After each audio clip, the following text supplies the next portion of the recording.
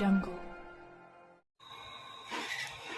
महाराष्ट्र कृष्णाखोरे विकास महामंडळ पुणे अंतर्गत म्हैसाळ विस्तारित जत उपसा सिंचन कामातील बोगदा ब्रेक थ्रू समारंभ माननीय नामदार डॉक्टर राधाकृष्ण विखे पाटील जलसंपदा मंत्री यांच्या प्रमुख उपस्थितीत संपन्न झाला। या कार्यक्रमाला खासदार विशालदादा पाटील, आमदार गोपीचंद पडळकर, आमदार इद्रिस नाईकवाडी, आमदार सदाभाऊ खोत, पृथ्वीराज देशमुख, सुमनवहिनी खाडे, स्वातीताई खाडे, ब्रह्मानंद पडळकर, बाळासाहेब होनवरे, सलगरचे माजी सरपंच तानाजीराव पाटील, आप्पा नवनिर्वाचित जिल्हा परिषद पंचायत समिती सदस्य, जलसंपदा विभागाचे पाटोळेसाहेब, कोरेसाहेब तसेच अन्य मान्यवर उपस्थित होते। क्षेत्र वाटतं मला माहित नाही, ऊसाचं क्षेत्र वाढत चाललेलं आहे, पण मी आता अधिकाऱ्यांना एवढी सूचना करणार आहे की पाण्याचं नियोजन चांगलं करा। मी आता येताना जॉबवर हेलिकॉप्टर पाहिले, काही कालव्यामध्ये झाडं उगलेले आहेत, काही ठिकाणी ते कालव्याचं प्रवाह क्षमता कमी होती, त्यामुळे मी अधिकाऱ्यांना सूचना करणार आपले प्रवाह कालवे स्वच्छ ठेवा, की कालव्याची क्षमता ज्या क्षमतेने पाणी खाली गेलं पाहिजे, टेलपर्यंत गेलं पाहिजे, त्यामुळे असे अडथळे निर्माण होतात आणि त्याकरता आपण ह्या विशेष खबरदारी घेतली पाहिजे। कारण लोकांनी स्वप्नात नव्हतं ते पाणी या निमित्तानं पाहिजे, आणि मग सातत्यानं 4-4 पिढ्या दुष्काळाला सामोरी जाणारी जनता आहे, आज त्यांच्या जीवनामध्ये एक परिवर्तन येत आहे। आणि मग पृथ्वीराज देशमुख या ठिकाणी आहेत, त्यांनी त्यांच्या भागासाठी उत्तम त्यासाठी काम केलंय। सदाभाऊचं संघर्ष सुरूच आहे, विशाल पाटलांचा संघर्ष सुरू आहे, आणि मला वाटतं गोपीचंदजी पडळकर ज्यांचा त्या भागाशी संबंध नाही त्यांनी मात्र तुमचा भाग दत्तक घेऊन तुमच्यासाठी कामाला सुरुवात केली।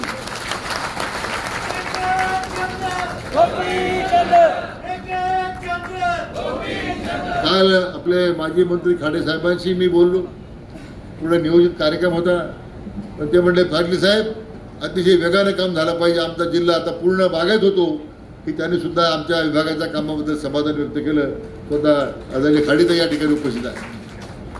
मित्रो, मी काय फार आपला वेळ घेणार नाही। हे कृष्णा खोऱ्याचं काम सुरू करताना पहिल्यांदा कर्जावर रोखेने आपण सुरुवात केली, आणि आज कृष्णा खोऱ्याचं काम पूर्णतेला जात आहे।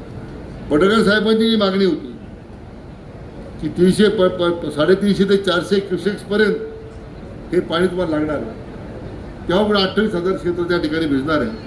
मी आपल्याला सांगू इच्छितो की ज्या 2 लाईन आपण केलेल्या आहेत, 3ऱ्या लाईनला सुद्धा मी आता मंजुरी देऊन टाकतो, आपण त्या कामाला पुढे, म्हणजे त्यामुळे त्याशिवाय पाणी मिळणार नाही, पाणी उपलब्ध आहे आपल्याकडे, आणि ते तेव्हा तुमच्या या ज्या मागणी आहे 3ऱ्या लाईनची ती आपण आज मान्य करू। त्यामध्ये कुठल्या प्रकारची आता तांत्रिक अडचण नाही, आम्ही लगेच त्याला कशी मान्यता देऊन कामाला सुरुवात करता येईल।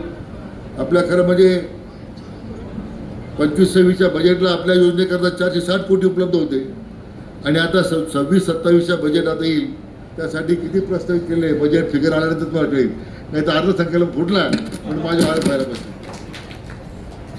म्हणजे मला वाटतं या वर्षाच्या तुमच्या बहुतांशी मागण्यामध्ये आपण जास्तीत जास्त निधी साधारण तुम्ही अपेक्षा केल्याप्रमाणे तिथपर्यंत जायचा आमचा प्रयत्न आहे, की मी आपल्याला सांगतो। विशाल पाटील साहेबांनी काही मागण्या केल्या, निश्चितपणे त्यांच्या मला या निमित्तानं निवेदन पत्र प्राप्त झालेले आहे। मध्ये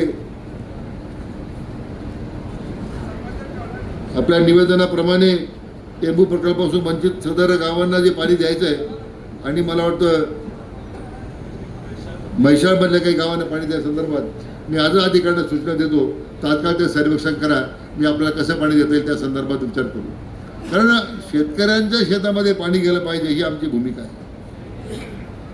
कारण प्रकल्पाचा सुद्धा त्यांनी जो उल्लेख, कडा प्रकल्पाचा त्यांनी उल्लेख केला आहे केंद्र शासनासंदर्भात, तर खरं राज्यातून एकच प्रकल्प आठवायची सूचना होती, तरी मी आपल्या समेत CR पाटील साहेबांना भेटून विशेष बाब म्हणून याच्यामध्ये आपल्याला प्रकल्पात घ्यावा अशी त्यांना आपण विनंती करू। म्हणून मला पुन्हा एकदा खरं म्हणजे आपण जे बोर नदीवर बॅरेज करत असं आपण जी मागणी केलेली आहे ते सुद्धा मी आज सूचना देऊन टाकल्या, ताबडतोब DPR सुरू करा।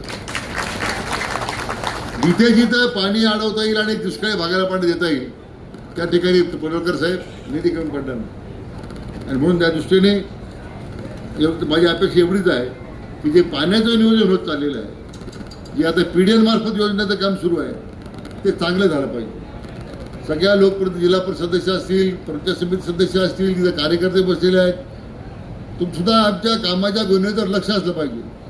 लगेच जाऊन तिथे काही गोंधळ करू नका. कामात जर काही चुकी होत असेल तर आपण कृपया आपल्या आमदार महोदयांना सांगा, म्हणजे आम्ही त्या दुरुस्ती करू. शेवटी हे काम एकदाच होतं. मगाशी आमची चर्चा झाली, बोगदाच्या जवळ आम्ही ब्लास्ट केला तर ह्या बोगदा इतका मोठ्या म्हणजे 2 गाड्या जातात आणि 2 गाड्या तिकडे जातात, 2 गाड्या इकडे येतात. तर काहींचा जर विरोध असेल तर इकडे घालून टाका, तो आपण त्या पाहिजे त्या बाजूला निघेल, म्हणजे तो शुद्ध होऊन निघेल. तर मला अतिशय आनंद आहे की ही जी कंपनी आहे, मला वाटतं लक्ष्मी इंजिनिअरिंग, यांनी अतिशय सुंदर काम केलेलं आहे. त्यांना माझी या निमित्तानं सूचना आहे की डिसेंबरपर्यंत काम आपल्याला पूर्ण करायचं आहे. थोडं अगोदर 2 महिने अगोदर करता आलं तर बरं होईल. लोक पाण्यासाठी वाट पाहत आहेत, त्याकरता निश्चितपणे ते त्याची दखल घेतील. पुन्हा एकदा आपण सर्वांनी अतिशय मोठ्या प्रमाणामध्ये या कार्यक्रमाला उपस्थित घेत असताना आज हा ऐतिहासिक सोहळा आज पूर्ण होतोय आणि मला खात्री आहे की माननीय आमदार पडळकर साहेबांच्या पुढाकारानं या भागाचं नंदनवन झाल्याशिवाय राहणार नाही, अशी या निमित्तानं अपेक्षा व्यक्त करतो. मनापासून शुभेच्छा व्यक्त करतो आणि थांबतो. जय हिंद, जय महाराष्ट्र.